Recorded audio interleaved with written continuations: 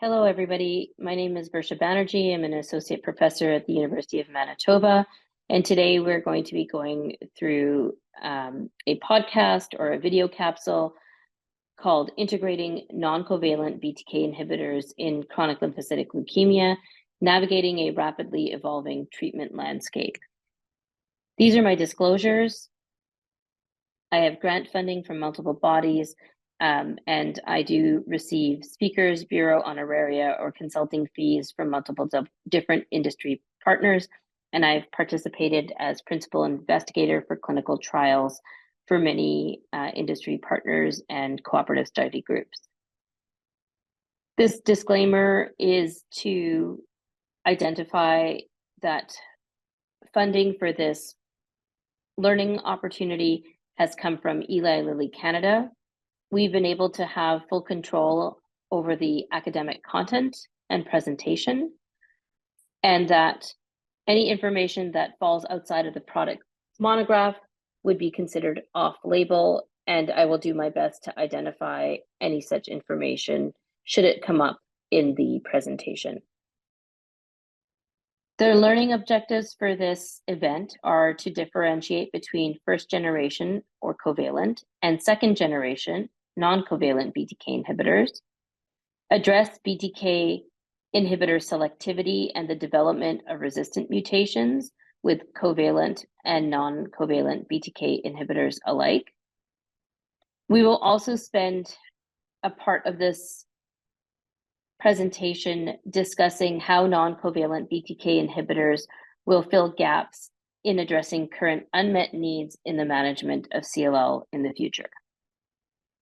For those of you that are watching this presentation or those of you that are listening to the presentation, there is a QR code that can be scanned. For those that you are listening to the podcast, the QR code can be found in the description of the podcast. The idea here is to understand the knowledge prior to the presentation and how it improves with the presentation. BTK inhibitors have revolutionized the care of patients with chronic lymphocytic leukemia. And those BTK inhibitors currently in practice are what are called covalent BTK inhibitors. These include Nbrutinib, Acalabrutinib, and Zanubrutinib. They have provided critical treatment options for patients in both the salvage situation, rescuing patients from chemotherapy resistance, but also in providing access to care for individuals who may not have been eligible for previous types of therapy, such as chemotherapy. The main thing that goes into determining how we select treatments for patients with CLL is really based on the molecular phenotype. But the second piece, and the piece that we partner with patients for, is how these treatments may affect patient lives.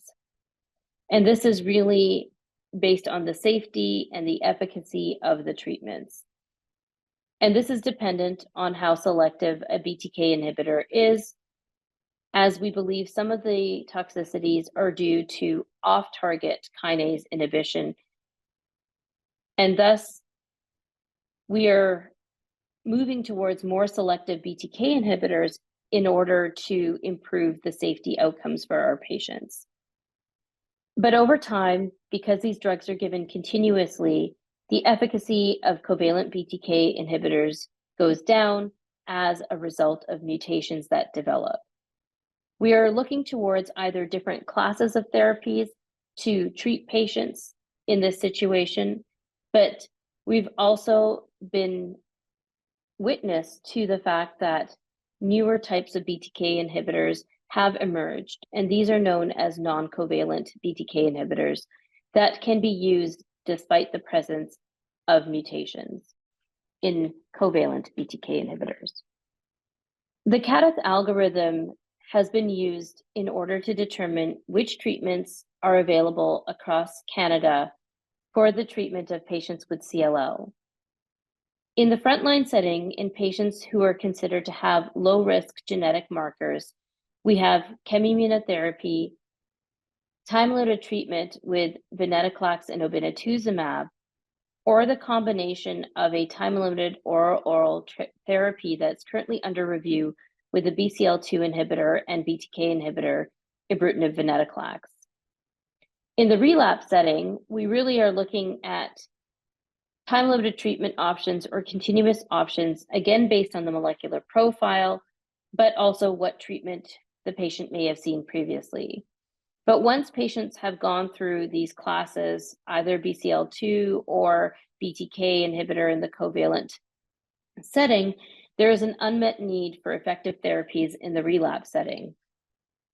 When we think of very high or high-risk patients, which means they have a 17p deletion or a p53 mutation or an unmutated IGVH, most of the time, if possible, we will use a time-limited treatment option, which could include venetoclax or obinutuzumab, or again, under review, the combination of venetoclax with the BTK inhibitor, such as ibrutinib. However, most patients who are in this very high-risk group are likely receiving continuous BTK inhibitors. Once these patients relapse, they would see the alternate drug class that hasn't been used previously, again, leading to an unmet need for effective therapies in the relapse refractory setting. Now, we mentioned earlier that the off-target effects are really what lead to the difference in selectivity for the different types of BTK inhibitors for patient treatment. And this is because in the second generation treatments and newer covalent BTK inhibitors, the off-target kinase inhibition is limited. And this is best demonstrated by visualization with a kinome tree, where you can see the specificity of the BTK inhibitor itself on the inhibition of BTK, but you can also see the off-target effects from that same BTK inhibitor.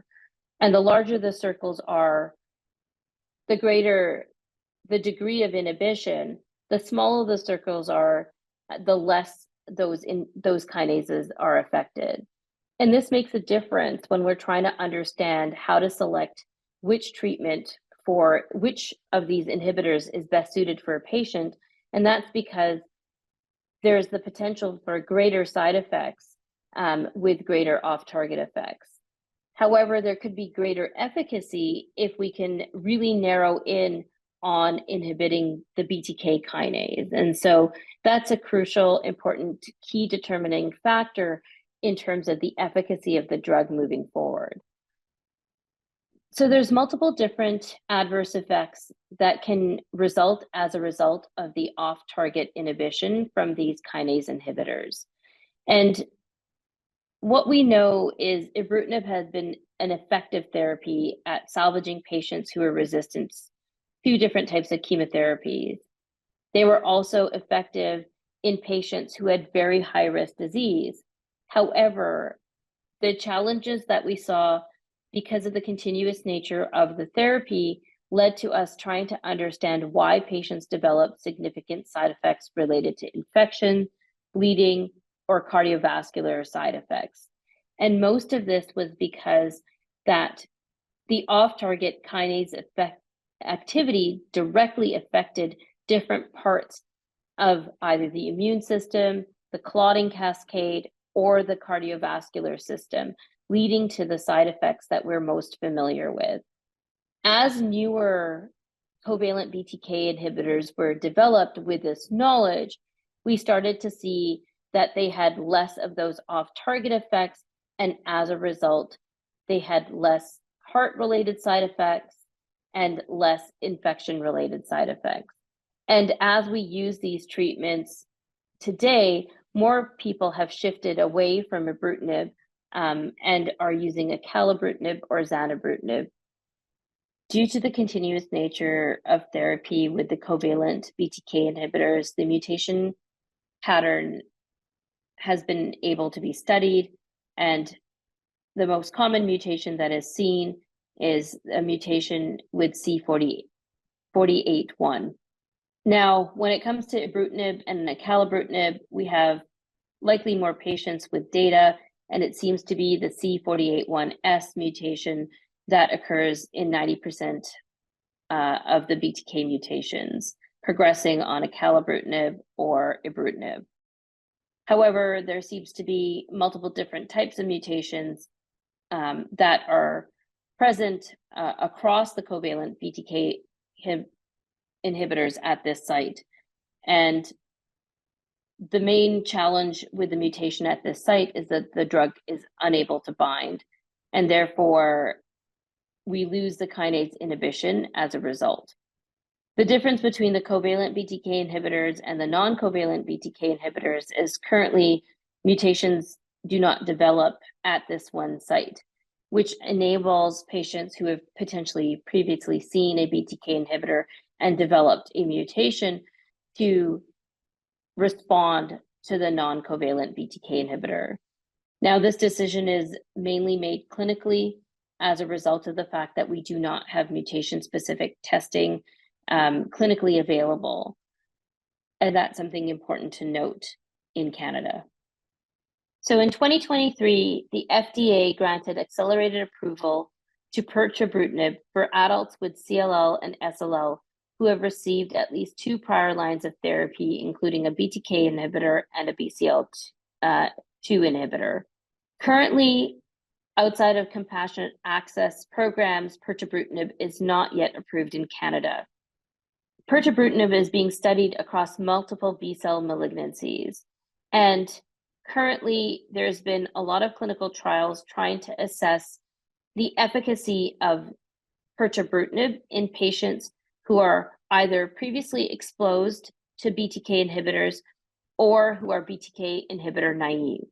And this is going to help us understand the efficacy of the drug in the setting of previous BTK use, and also the efficacy when BTK inhibitors have not been used. This will also hopefully give a little bit more information about the mutation profile in this setting.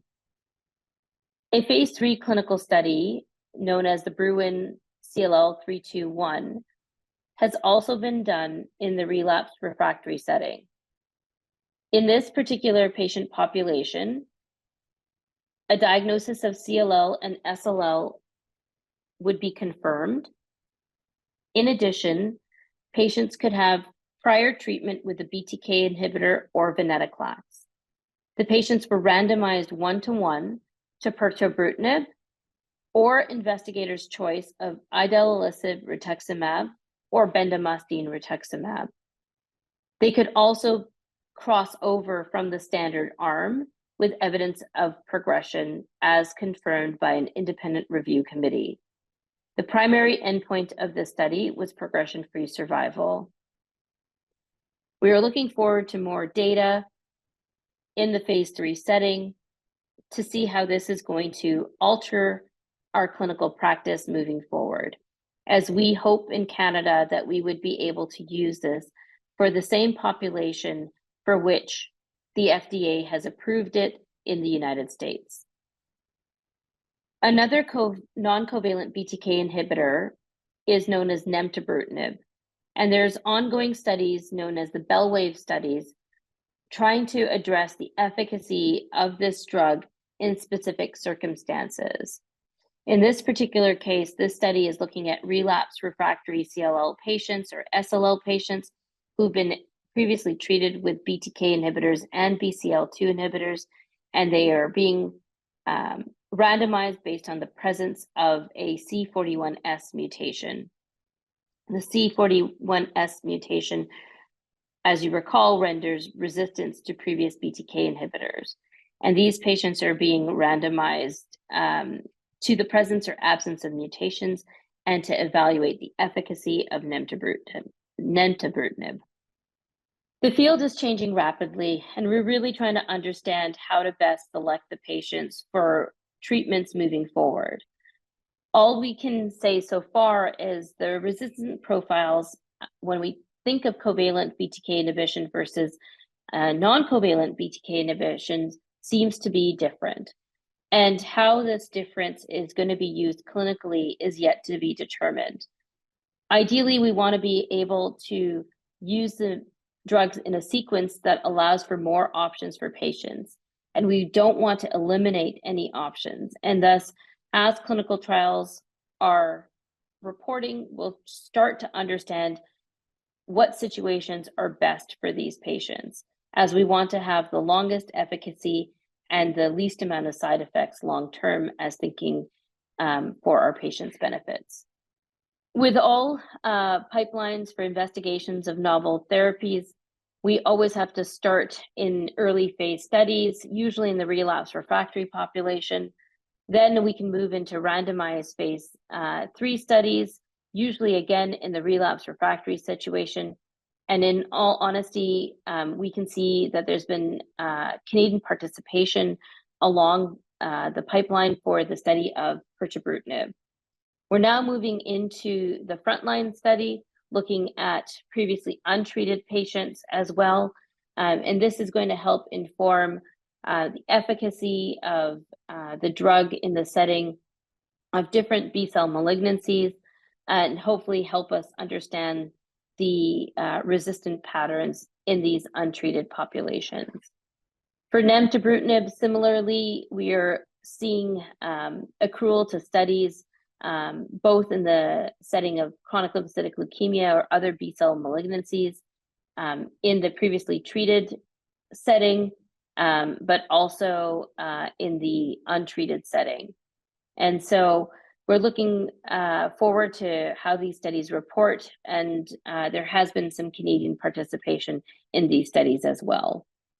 In summary, I think it's clear that as resistant patterns emerge with covalent BTK inhibitors, the non-covalent BTK inhibitors will be providing an opportunity for us to stay within a class to treat patients without potentially switching classes, or more importantly, may provide more options in patients who have actually seen both classes of drugs. We know that the selectivity of the BTK inhibitors improves the efficacy as well as the safety by minimizing the off-target inhibition. And we're really in an environment where both clinicians and scientists are working together to move the field forward in trying to understand novel ways of treating patients with these chronic cancers. And the fact that we can provide another alternative to a covalent BTK inhibitor and salvage patients who have seen multiple lines of therapy is a welcome addition to the treatment options for the future in Canada. With that, I would like to thank you for your attention. If you can please scan the QR code on the screen or in the description at the end to test your knowledge and to provide evaluation of the program, that would be greatly appreciated. Thank you very much and have a great rest of your day.